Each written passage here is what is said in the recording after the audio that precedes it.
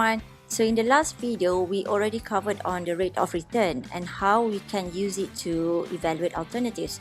The evaluation method we studied previously are usually applied to private sector projects, for which decision is mainly made for alternatives with better profit or with lesser loss. In public sector projects, however, the main purpose is not to gain profit. Instead, it is more directed towards how much benefit the citizen can get. For example, providing good healthcare system, security, public transportation, roadworks, and so on. Those are public projects that cannot be measured as in monetary profit. The government would usually provide some kind of mechanism or stimulus package to increase the capital. So instead of selecting alternatives based on the profit worth, public sector projects can be measured or evaluated by using the benefit to cost ratio, or sometimes we call it the BC ratio.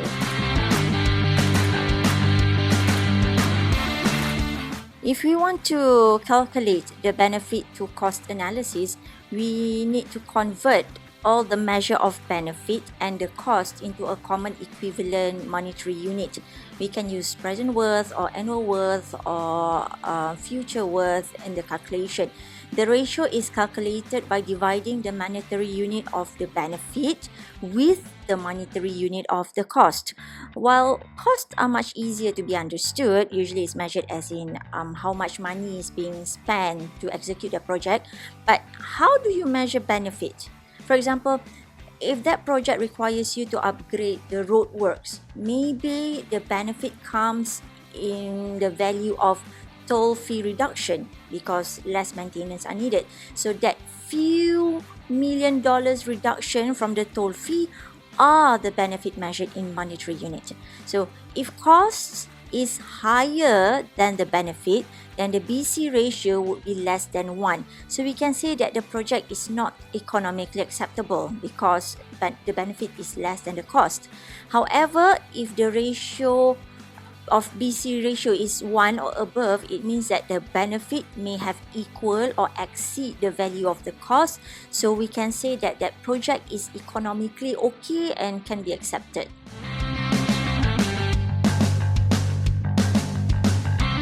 We can calculate the BC ratio by using two formulas basically.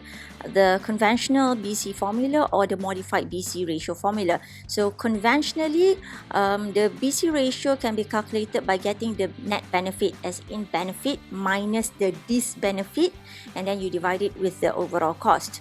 Another formula for the BC ratio is called the modified BC ratio, modified version, whereby we include all the cost estimates related to the operation of the project, which includes maintenance and operation. So the formula is benefit minus the disbenefit minus the maintenance and operation cost, and then you divide it with the overall cost. Okay, if you look at this example, the Imarat Foundation are proposing some kind of grant to build a new medical center at a rural area of Kedah. They measured the benefit in building this health center to be a reduction of health expenses for citizens as their health are being better taken care of lah. So however, as they need to build a medical complex at a vast area, the disbenefit are measured as in the cost required to use agricultural land as the building area.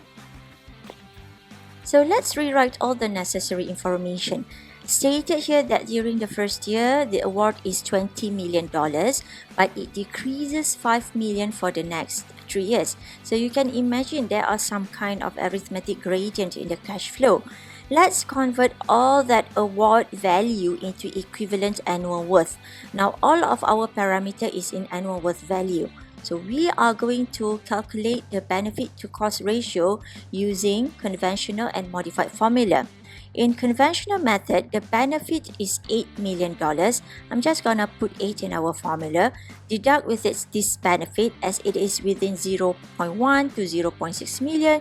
So let's take up the higher range of 0.6 million.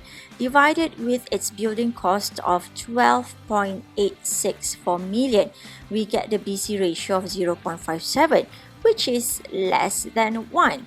Okay, if we use a modified formula, the benefits are further reduced with annual cost. In total, we will get the ratio to be 0.42, also less than 1.0. Even if we change the disbenefit amount to be 0.1 million instead of using the 0.6 million, we will still get the ratio to be below 1, although it increases slightly lah. So as mentioned previously, if the BC ratio is less than 1, it means that the cost supersedes its benefit. The cost is higher than the benefit. So therefore, this project is not economically acceptable because it have a higher cost over the benefit. Okay, so in this section, we are going to select proposals or alternatives using incremental BC analysis. So it is very much similar with the incremental rate of return. So basically, you have to rearrange the data so that the bigger one, the cost with the bigger value, deduct with the cost of the lower value. So you have to remember when we use incremental analysis, you have to use the delta symbol, the small triangle symbol. It means differences. Okay, so if our BC ratio exceeds 1, then we will choose the alternatives with higher initial cost, or else if the BC ratio is less than 1, then we can choose alternatives with the lower initial cost. Now let's look at an example for a clearer understanding. Now let us look at this example. We are going to use incremental BC analysis to select the better design. Okay, as you know, FKP has received designs for a new building from 2 architectural consultants.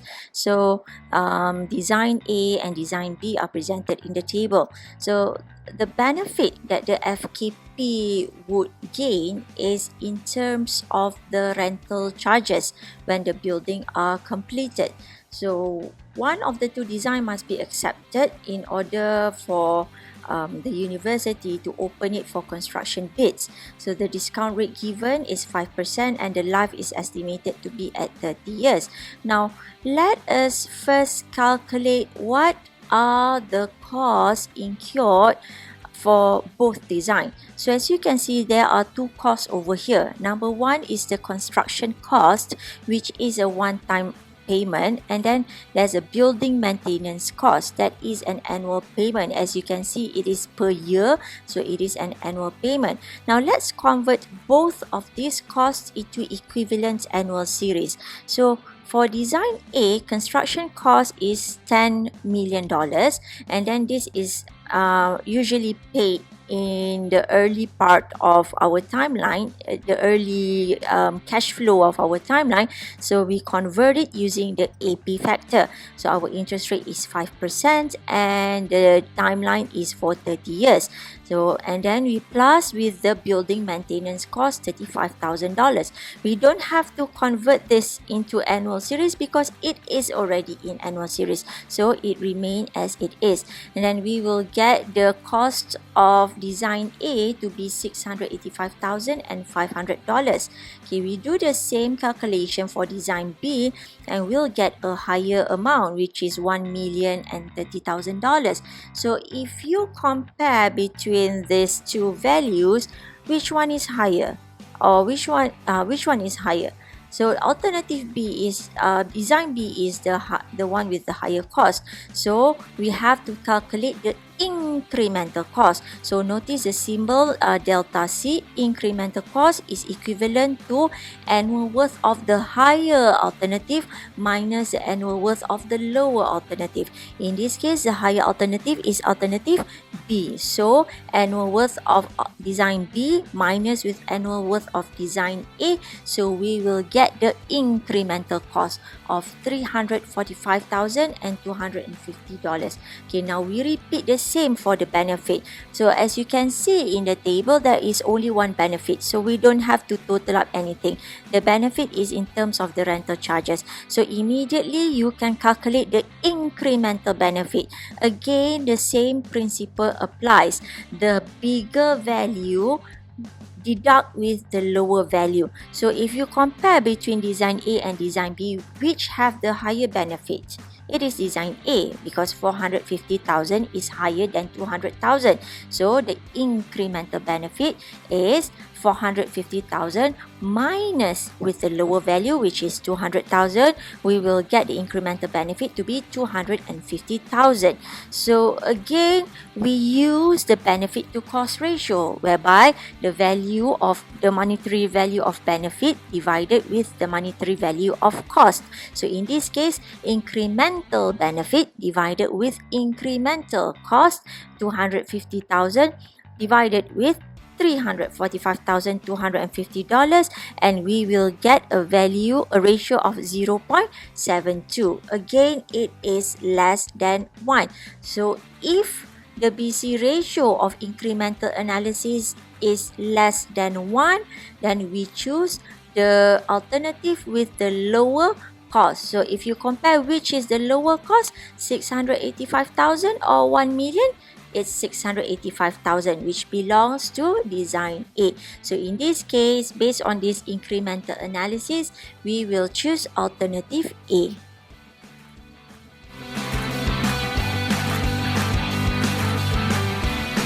Okay, the previous example involved only two alternatives. What if we have to select proposals of more than two alternatives using incremental BC method? The method is very much similar. You have to calculate what is the overall cost, and then you measure the incremental value of the cost, and then you calculate the overall benefit, and then measure the incremental benefit, and then you compare which is the better one, and recalculate the BC ratio, and you compare which is the better one. If it is less than 1, choose the one with lower cost. Okay, so if you look at this example, the Schlitterbahn Water Park of Texas have been asked to build a park in their area. So they have 4 proposals: CT1, CT2, CT3, CT4. That's a lot of alternatives that we have to look into. So they say that the annual maintenance and operating costs are expected to be the same for all locations, given the incremental BC analysis interest rate at 7% per year, and the timeline or the study period is 8 years. So you should advise the board of directors which is the better alternatives. Is it CT1, CT2, CT3 or CT4? Okay, you see, let's evaluate CT1 first. The first thing you need to do is you have to look the total amount of the cost. So there are the initial cost of 38.5 million, and then what else? There's entrance fee cost. What else? That's it. There are 2 items related to cost. So the 38.5 million, you have to convert it into equivalent annual worth, because this is a one-time payment. So you can convert it using AP factor. Interest rate 7%. The study period is 8 years. And then you plus with the entrance fee cost, it is $500,000, or if you put it in the formula, 0.5 million. Okay, so in this case, do we need to convert it with any factors? No, because it is already in annual series, similar like previous example. So we calculate the cost for CT1 is 6.948 million per year. So you rewrite that information in the table. You continue that table, and then you calculate what are the benefit. Okay, you see, where is the benefit? The annual revenue. Revenue is profit, kan? Untung. So that is one measure of benefit. And then another measure of benefit is the initial cash incentives. This one you have to convert to equivalent annual series. And then property tax reduction. That's also another benefit. And sales tax sharing, that's also another benefit. So you can see there are 4 measure of benefit in this case. So for those with for those which are already in annual series, you don't have to convert it. For example, initial annual revenue is already in annual series because it says per year. So it means every year you get approximately that amount. So 7 million, 7 plus the 250,000 initial cash incentive. They did not mention that this is a yearly amount, so you have to convert it into an equivalent annual worth. Okay, so this is initial, so you convert it into equivalent annual worth. The time period is 8 years, and then property tax reduction is $25,000, or if I put it in my equation, it becomes 0.025 million. And sales tax sharing 310,000, so I don't have to convert it because it's already in annual series. You just retain as it is. So if you total up all the benefit, you will get 7.377 million per year of benefit. So let's calculate the BC ratio.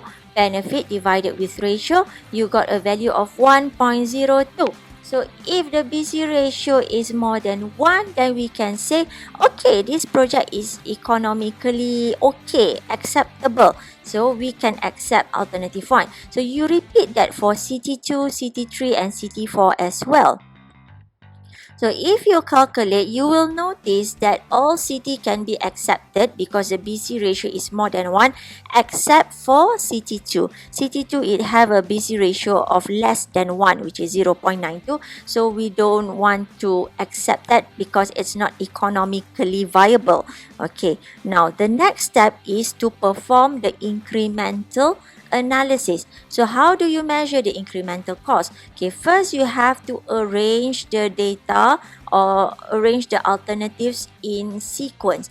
You have to arrange it according to the total cost. So the left side most is the one with the lowest cost, and then it increases in ascending order continuously. Okay, so you can see CT1, CT2, CT3, CT4 is already arranged in ascending order. Okay, as for CT1, you are going to compare it with, well, a do nothing alternative. So incremental cost is the total cost 6.948 million minus with 0. So we still get 6.948.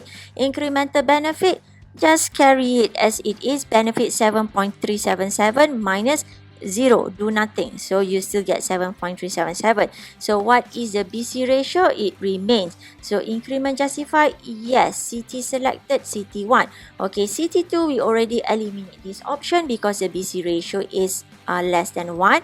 How about CT3? Okay, how do you calculate the incremental cost for CT3?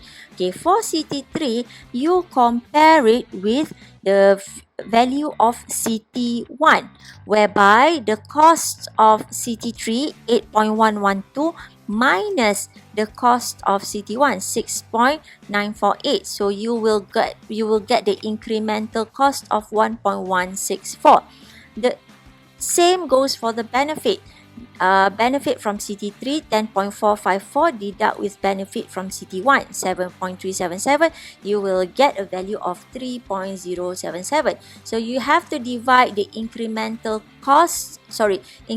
benefit divide with incremental cost, and you will get a value of 2.64. So if the value is higher, then you choose the alternative with the higher cost. So in this case, the higher cost is CT3. You are just comparing it with CT1 and CT3. So the higher cost is CT3. So because our incremental BC ratio is more than 1, so we choose the alternative with the higher cost, which is CT3. And then you repeat with CT4.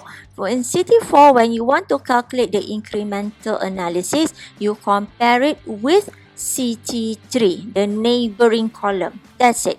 Okay, and then you will realize that the incremental BC ratio is less than 1. So remember, if it is less than 1, you choose the alternative with the lower cost. In this case, the lower cost is CT3. Again, CT3 seems to be a very preferred option.